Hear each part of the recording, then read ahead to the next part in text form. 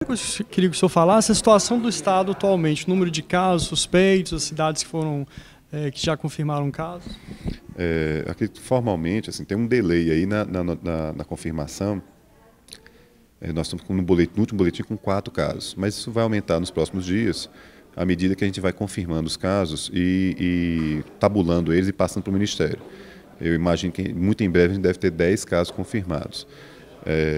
Isso importa menos no sentido de onde que eles estão propriamente, exceto por ser um marcador de que aquele município tem a possibilidade de você ter a transmissão local ou comunitária ali.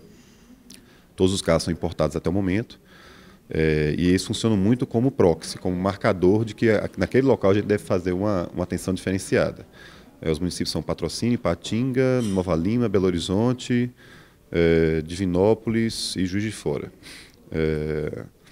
Eu acredito que isso deve estar dentro do boletim nos próximos, hoje ao final do dia ou amanhã. Queria que o senhor falasse também da dificuldade de lidar com o vírus no estado nosso, assim, um estado diverso, tem interesses diferentes, interesse da educação, interesse econômico. Qual que é a dificuldade de lidar com essa situação? Eu acredito que, na verdade, essa pandemia ela vai trazer para a gente uma situação absolutamente inusitada. Um cenário em que a gente vai ter que se mobilizar, provavelmente, né? Assim, ninguém tem bola de cristal, ninguém sabe realmente como que isso vai acontecer no Brasil, se a gente vai ter um quadro semelhante ao dos países europeus.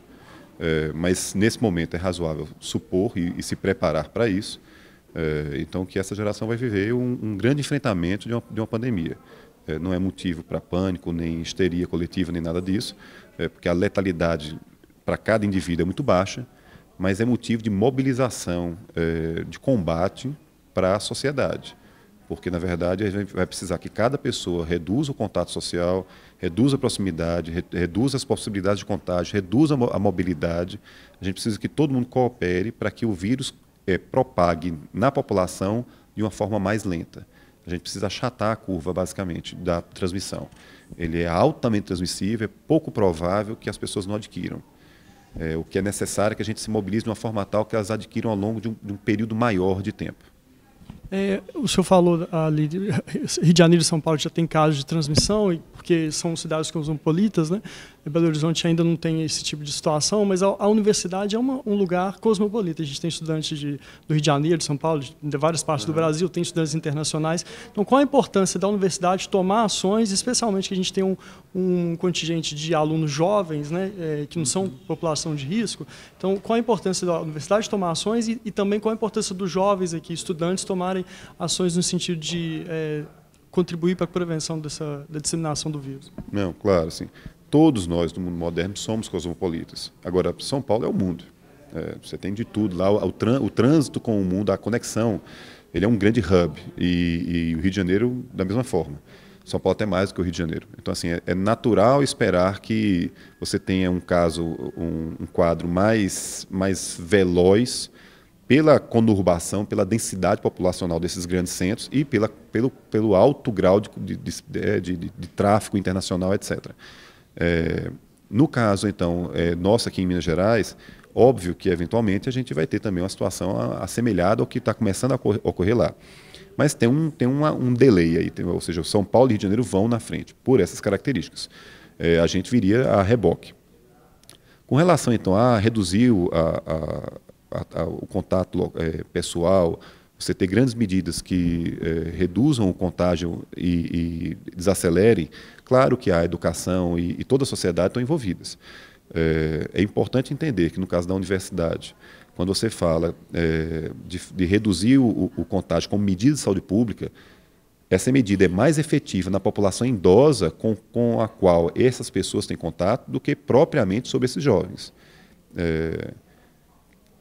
Pela natureza, né, humana, quanto mais jovem, maior o contato social e maior a proximidade. Pessoas mais idosas tendem a ser mais afastadas, né, assim, lavam as mãos, crianças não lavam as mãos com frequência, ou se lavam, põem a mão um no outro, ou seja, o contato íntimo é muito maior quanto mais jovem você é. Felizmente, para essa doença, a letalidade para essas populações mais jovens também é mais baixa. Então, quando você raciocina objetivamente, racionalmente, que essa população mais jovem, então, ela é a que está menos em perigo, muito embora ela esteja mais exposta. Então, ela vai funcionar muito mais como com um potencial de disseminação para a população que é genuinamente vulnerável, que é a população idosa, do que propriamente ela ser a população mais em risco. Então, quando a gente cogita cessar a aula, fazer férias mais cedo, qualquer uma dessas medidas, o objetivo, em última análise, é de evitar a propagação em alta velocidade na população, em especial idosa. Tem um modelo para pneumonia bacteriana que ilustra isso muito bem. Se você vacina os idosos de uma determinada cidade com a vacina do pneumococo, isso não necessariamente tem um grande impacto nessa população. Se você vacinar as crianças para pneumococo, isso tem um impacto na população idosa. Então, o modelo talvez seja mais perto disso do que propriamente de ter um grande benefício para esse indivíduo. Na verdade, tem um malefício no sentido que você está falando aí de 3, 4, 5, 6 meses de perda de aula.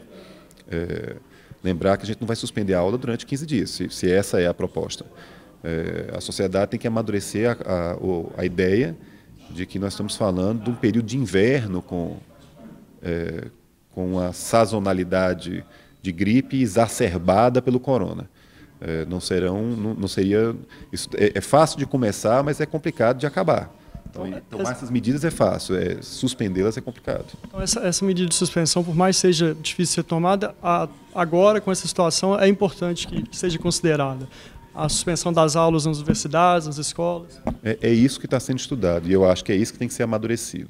Tem que ser enxergado com muita parcimônia, porque as consequências sociais, as consequências para a educação, as consequências econômicas são drásticas. Mas é algo que pode ser que seja necessário, e tem que ser amadurecido, e é a hora da sociedade refletir sobre isso.